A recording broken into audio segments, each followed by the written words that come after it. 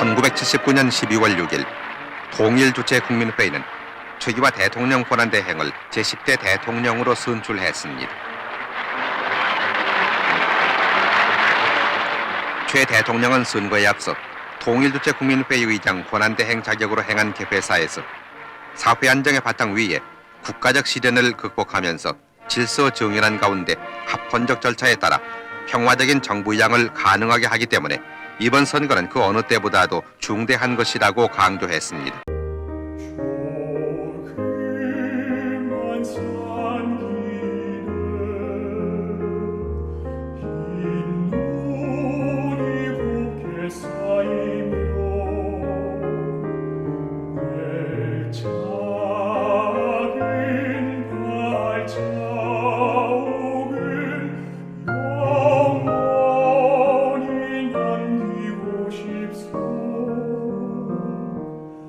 휴교령이 내려져 연세어학당에 나가지 못하고 있었기 때문에 이사하는 일은 어렵지 않았다.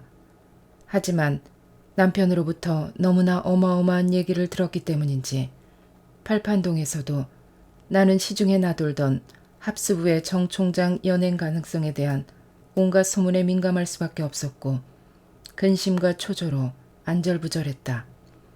아무리 옳은 일을 위해 죽을 용기를 낸다 해도 그런 막강한 임무를 연행해 조사한다니 실패하면 남편이 도리어 반역의 누명을 쓰고 역사의 죄인으로 전락하게 될 것만 같았다. 그렇게 힘들 때 남편에게 도움이 될 한마디 말, 확고한 용기를 줄 수 있는 비범한 신념이 내게 있었다면 얼마나 좋았을까. 하지만 부끄럽게도 내 마음속을 맴돌던 것은 현실과의 타협, 즉 남편이 그 위험천만한 일을 제발 하지 않기를 바라는 마음뿐이었다. 여보, 제발 만용을 부리지 말고 지금이라도 현실과 타협해 당신 살 길을 찾으세요. 남편에게는 자신에게 주어진 일에 대한 책임과 명예가 생명처럼 소중하다는 것을 난 너무도 잘 알고 있었다. 그러나 당시의 상황에서 아무리 혐의 사실이 명백해도 막강한 군의 최고 권력자를 연행해 조사한다는 것은 아무리 생각해도 무모하고 위험하기 짝이 없어 보였다. 책임에 목숨을 거는 남편 성품을 너무도 잘 아는 나로서는 마치 언제 터질지 모르는 시한폭탄을 지척에서 보고 있는 듯한 심정이었다. 온 가족이 함께 단란하게 사는 것 이상을 꿈꿔본 적이 없는 나로서는 그동안 우리가 모든 것을 바쳐 가꿔온 가정의 평화와 행복이 단숨에 부서져 버릴지도 모른다는 두려움 때문에 심장이 조여왔다. 모처럼 남편이 일찍 귀가해 온 가족이 함께 식사를 할 수 있었던 어느 날 저녁, 나는 남편을 향해 조심스럽게 말문을 열었다. 아무리 그래도 당신은 겨우 육군소장에 불과한데 그 막강한 계엄사령관을 상대로 조사한다는 게 가능하기나 한 일인가요? 어떻게든 남편을 설득하고 싶었다. 내겐 남편인 그분과 내 가족의 평화와 행복만이 나의 전부였다.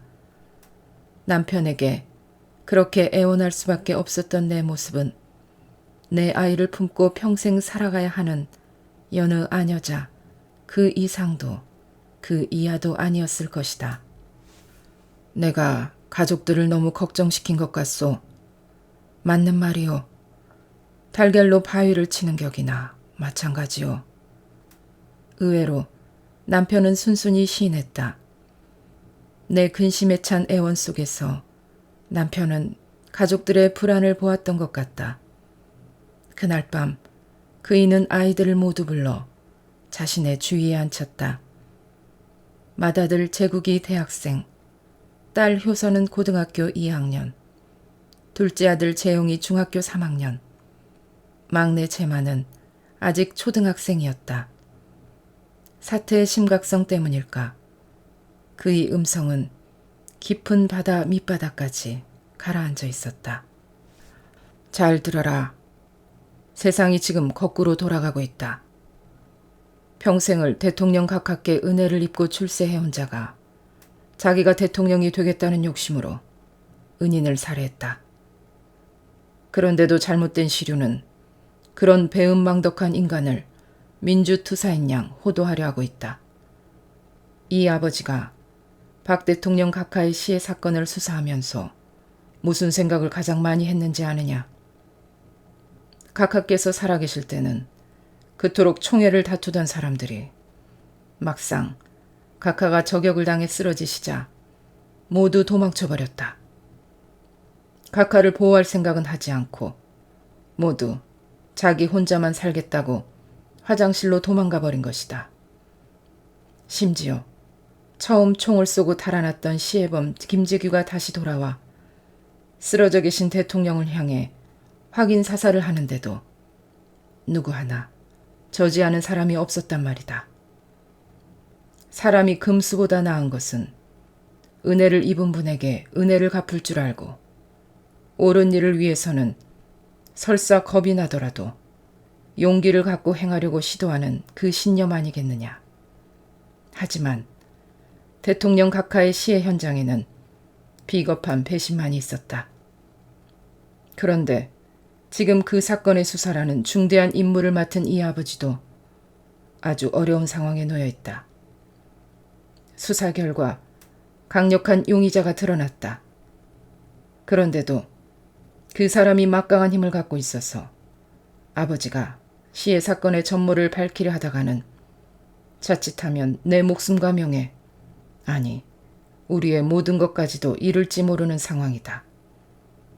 어쩌면 아버지는 너희들을 다시는 보지 못할지도 모른다.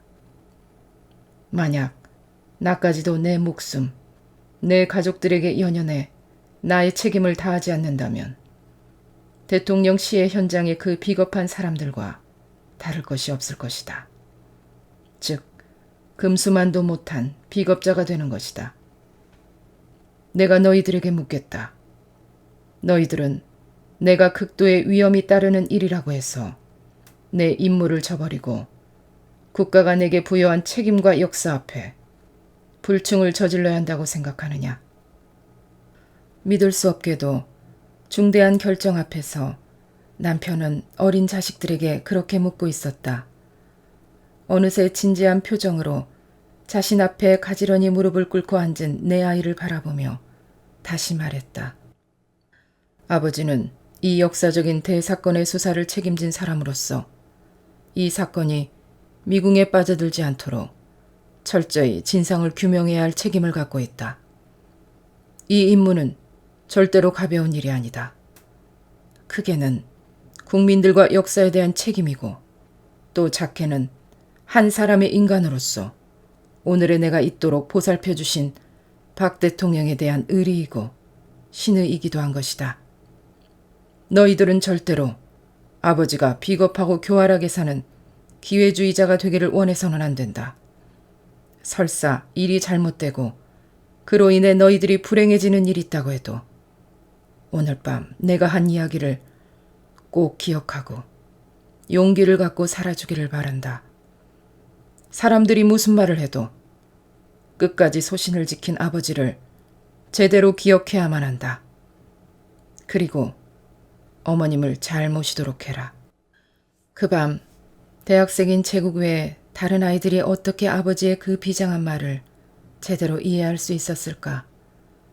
다만 뭔가 큰 일이 생겨 아버지가 임무를 위해 용기를 내어 위험한 일을 하려 한다는 사실만을 예감할 수 있었으리라.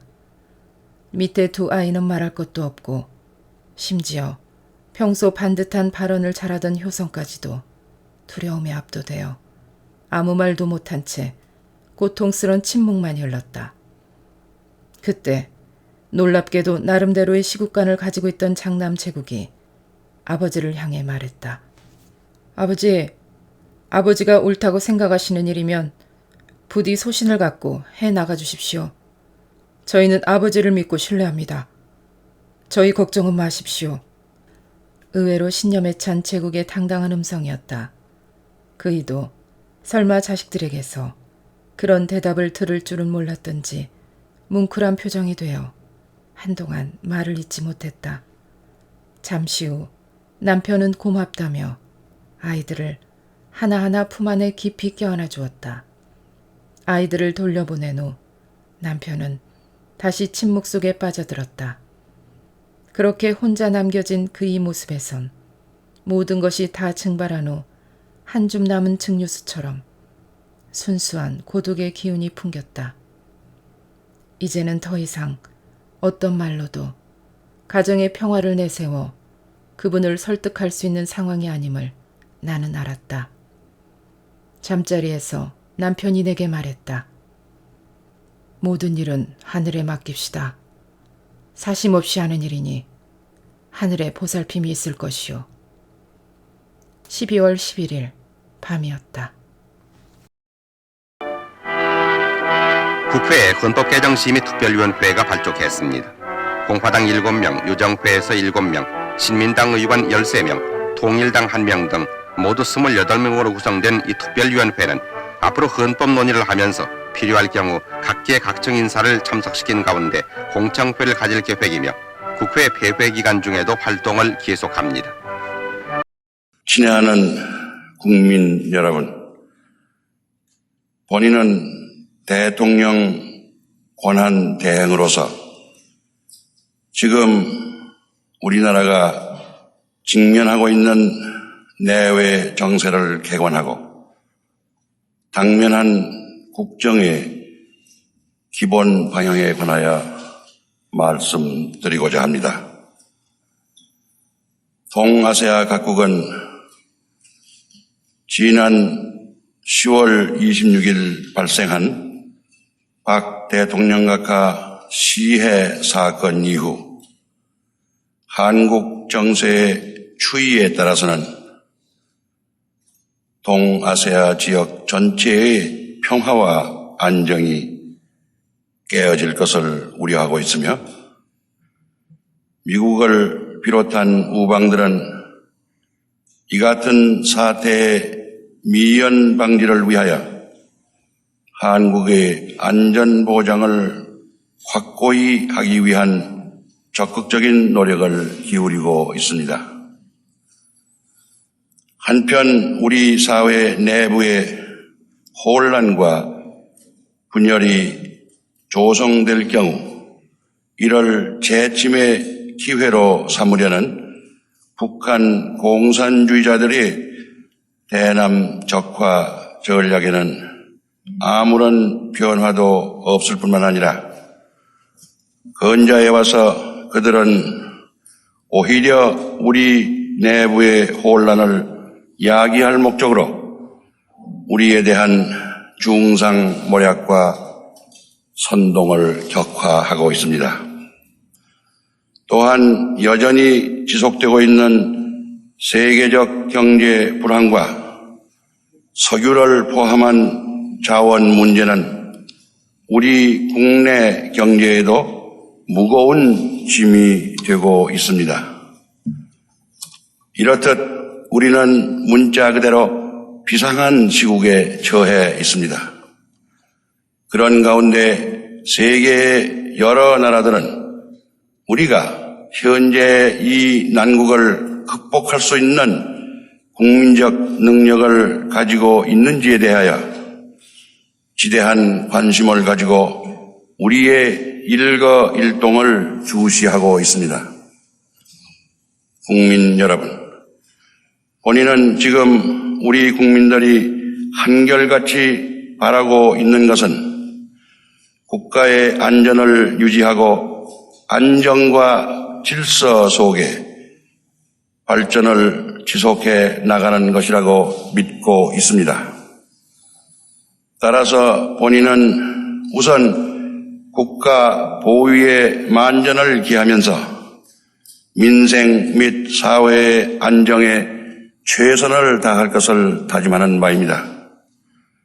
국방태세를 공고히 하여 전쟁 재발을 방지하고 치안을 확보하여 모든 국민들이 안심하고 자기 직분에 충실할 수 있도록 최대의 노력을 기울여 나가겠습니다.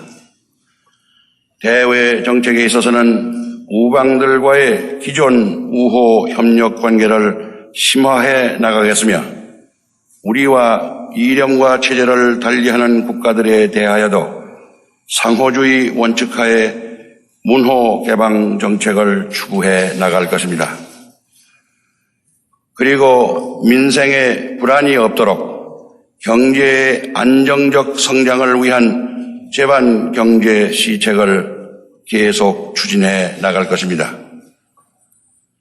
국민 여러분께서도 사회 혼란이 일어날 경우 이는 북한 공산주의자들의 재침을 자초하게 될지도 모른다는 것을 각별히 명심하시고 매사에 상호 자제에 있으시기를 간곡히 당부해 마지 않습니다. 한편 우리나라는 지난날 온갖 시련을 극복하면서 국력 배양에 힘써온 결과 경제, 사회 면에서 괄목할 만한 성장을 이룩한 것이 사실입니다. 따라서 지금 우리는 이러한 경제, 사회적 성장에 상응하여 정치적 발전도 도모해 나가야 할 때라고 생각합니다. 이것은 우리 국민 대다수가 원하고 있는 바라고 본인은 알고 있습니다. 이렇게 볼 때 지금이야말로 가장 중요하고도 어려운 시점이라 하지 않을 수 없습니다. 우리나라는 모든 면에서 안정과 발전을 지속할 수 있느냐, 아니면 혼란과 퇴보의 나락으로 떨어지고 마느냐 하는 중대한 기로에 서 있다고 하여도 과언이 아닐 것입니다. 그러므로 우리는 순시라도 헌정과 국법 질서가 문란해지는 일이 없도록 해야 하겠으며 안정을 해치지 않고 정치적 발전을 이룩할 수 있도록 현명하게 대처해 나가야 한다고 본인은 강조하는 바입니다. 이러한 국가적 관점에서 볼 때 헌법 문제를 포함한 정치적 발전 문제는 신중하고도 진지한 연구와 검토를 거쳐 합헌적 절차에 따라 질서정연하게 다루어져야만 된다고 하는 지극히 당연한 결론에 도달하게 됩니다. 따라서 본인은 대통령 권한대행으로서 헌법에 규정된 시일 내에 국법이 정하는 절차에 따라 대통령 선거를 실시하여 새로 선출되는 대통령에게 정부를 이양한다는 것을 정부 방침으로 확정하였으며 이를 국민 여러분에게 알리는 바입니다. 그리고 이 기회를 빌어 헌법 문제에 관한 본인의 의견을 개진한다면 새로 선출되는 대통령은 현행 헌법에 규정된 잔여 임기를 채우지 않고 현실적으로 가능한 빠른 기간 내에 각계 각층의 의견을 광범하게 들어서 헌법을 개정하고 그 헌법에 따라 선거를 실시해야 한다는 것입니다. 이렇게 하는 것이 안정을 바라는 국민의 염원에 부응하면서 헌정 질서를 유지하는 가운데 이 나라 민주주의를 착실하게 발전시켜 나가는 슬기로운 길이며 또한 수일이라고 믿습니다. 친애하는 국민 여러분, 우리 다 같이 평화와 안정과 발전을 바라는 충경으로 헌정 중단이라는 불행을 방지하고 상호 신뢰와 자제 화합으로 이 난국을 극복해 나갑시다. 국민 여러분의 애국심에 다시 한번 간곡히 호소하는 바입니다. 감사합니다.